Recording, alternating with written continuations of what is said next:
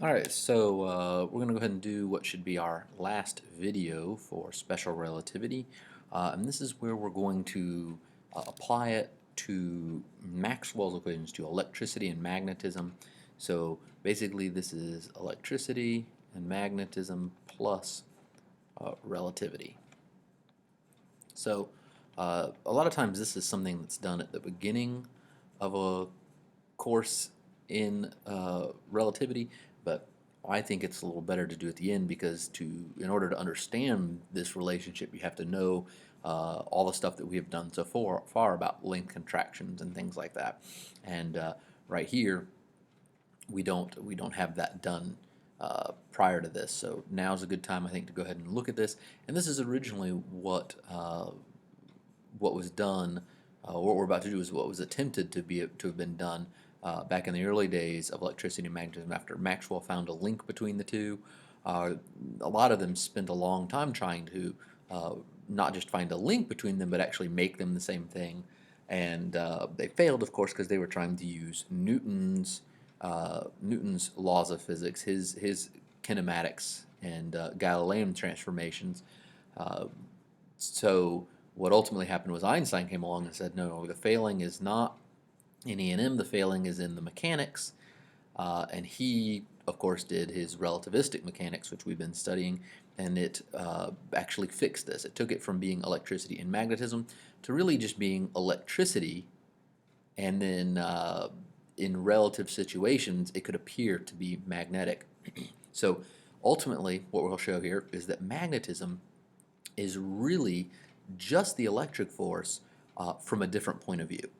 Okay, so let's start with this very common example, but let's say we have a current carrying wire. So we have some wire, we'll draw it kind of big here, and in it we've got electrons moving, one way. So we have current in this wire. We'll say the electrons are moving this way, and then the protons here are like this. And if you know anything about this, running current through a wire does not increase the amount of charge. So there's a current I going this way. Remember the opposite direction of the electron flow. And if you look at this wire here, it's uncharged, it's neutral.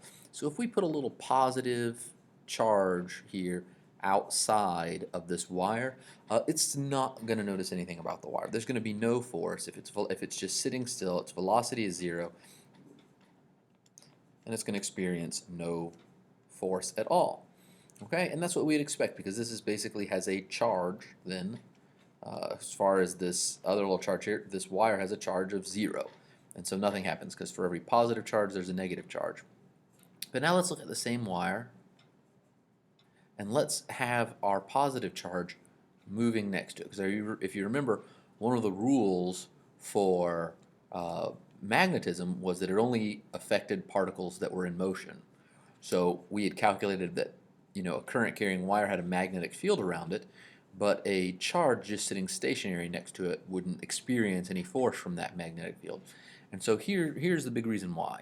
So let's take this positive charge, same positive charge here, but now let's send it flying off in this direction at some velocity v. It doesn't even have to be a very high velocity because there's it doesn't have to be super relativistic speeds, but because there's so many electrons and such in here, there's so many little teeny charge carriers in here that it'll actually add up to a force that can be calculated. So this thing's flying off to the right.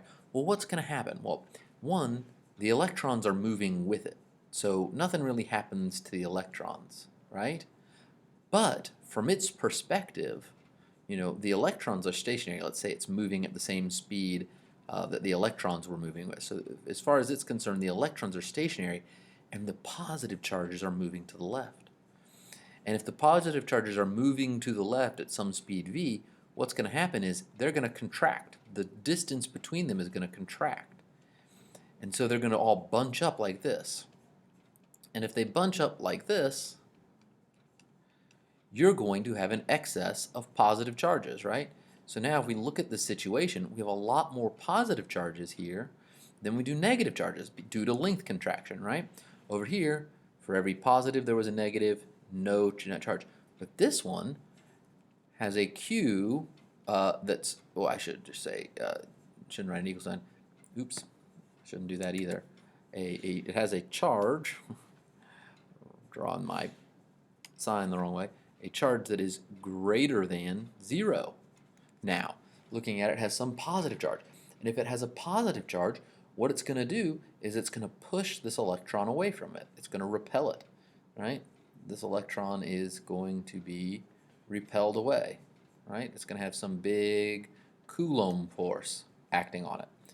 We haven't even talked about, no magnetic force, just a Coulomb force on it due to this change in charge. And then this particle is going to start to move, and it's going to start to push away from it as it's moving to the right. And as it pushes further and further away from it, that charge, that Fc, will reduce and reduce and reduce, and you'll get this to do a curved path, essentially. It'll curve away, moving this way. And if you went through and used relativity, calculated this length contraction, calculated then the Coulomb force due to the excess charge here on this particle, and calculated this all out using just Coulomb repulsion, right? F equals K Q1 Q2 over R squared, that Coulomb force, you would get the exact same motion for the particle, the exact same curved path that you would, so yeah, if you did it with, so relativity plus the Coulomb force, what, K Q1 Q2 over R squared, is going to give you the same exact result as if you didn't do relativity and you did FB is QV cross B. Remember, this cross product was so that it was V times B that's perpendicular to the direction of it, right? Remember that? What we got from that, so it's QVB or sometimes QVB sine theta. But if you work it out this way and figure out what the path of the particle is, you're going to get the same result doing it with magnetism as you would had you just done it doing relativistic length contractions, adding a charge, and then calculating this Coulomb repulsion. You're going to get the same result either way. So what this says is we don't actually need magnetism. Now, I'm not saying get rid of magnetism, because magnetism, calculating the path of the particle using this is a lot easier and faster than going through all of relativity and length contracting things and finding how much extra charge there was, and then going through and doing Coulomb repulsion and having change. That's quite a lot of pain. Doing magnetism is easier, so we still use it, but we don't actually necessarily need it. There were 4 of Maxwell's equations, 2 for electricity and 2 for magnetism, and adding relativistic mechanics into this reduces it down to just 2 equations, because you don't need 2 extra ones for magnetism anymore, since magnetism really isn't there. Okay? And you could imagine if you did this from the perspective of the particle. So this curved path that's going to follow, right? This curved path that's going to come out here and do in the, as it flies by. That's from our perspective. If we're standing here watching this fly by the wire, we're going to see it do this curved path. If you were in the perspective, right? If you were moving along with this charged particle, right? Then you would see this wire moving to the left, and this charged particle's path would just be straight away. It wouldn't be a curved path because you'd be moving with it, and it would just move straight away like that, okay? Which is what you would expect from the Coulomb repulsion. It would just be repelled away from the wire. So the curved path that we'd see with magnetism is if we're standing stationary next to the wire, we see it as a magnetic force. If we're moving with the particle, then we see it as a Coulomb force. Another example of this is, or basically what you have to be able to do from this is be able to tell whether or not, depending on the situation, whether or not it's going to be experienced as a magnetic force or a Coulomb force. So one of the examples is if you take 2 particles, 2 charged particles, and you put them next to each other, and you have them both going this way at velocity v, right? So they're moving together at velocity v right next to each other. Well, what are you going to see? As they move forward, they're also going to repel each other. So you have a vertical force and a horizontal force, right? And so the path they're going to follow is going to be something like this. They're going to curve away from each other. They're going to curve away from each other, which is again what we would expect, because as these charges are moving, this positive charge moving creates a magnetic field around it that repels this one, and this positive charge creates a magnetic field around this that repels that one, and these guys are going to repel. Okay? They're going to separate. Well, what would you see if you were moving along with them at velocity v? So essentially, from your perspective, these two charged particles were not moving. Well, if the two charged particles are not moving, which just is essentially means you're moving with them, right? You're in the same inertial frame as them. Well, then their path, their separation path, is just going to be straight away. They're just going to straight away separate from each other, just like the Coulomb repulsion would expect, because you'd be moving with that vertical velocity. You wouldn't see the curved path anymore. It'd look like just straight separating paths.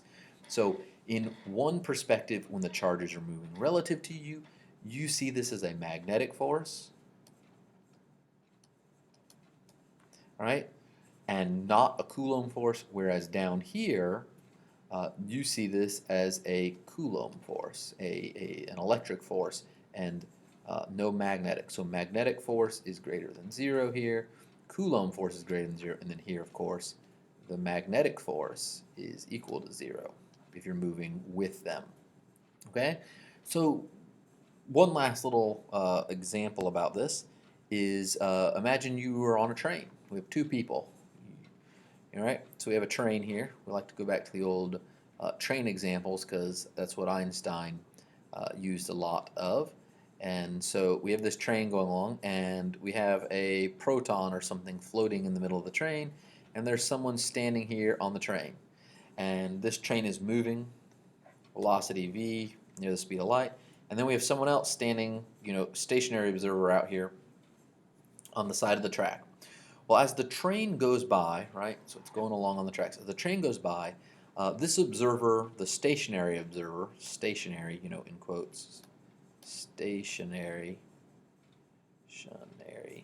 the stationary observer, if he looks at this little proton here as it goes by, this positive charge, he is going to see this as a magnetic field, but no electric field, okay?